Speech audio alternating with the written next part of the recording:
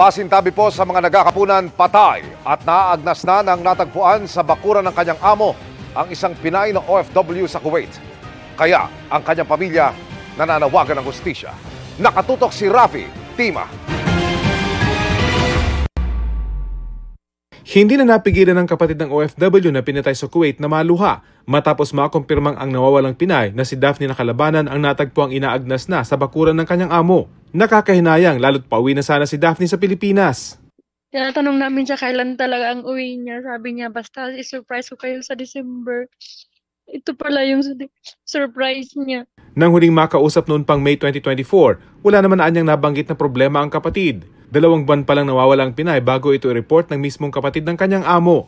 Pakiramdam po ba ninyo tinago sa inyo yung insidente?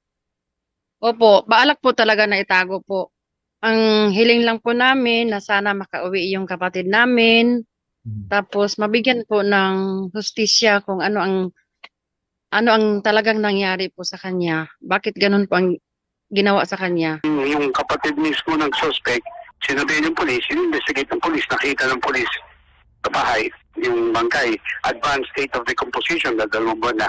Nakakulong na ang suspect na may criminal record umano batay sa natanggap na impormasyon ng DFA.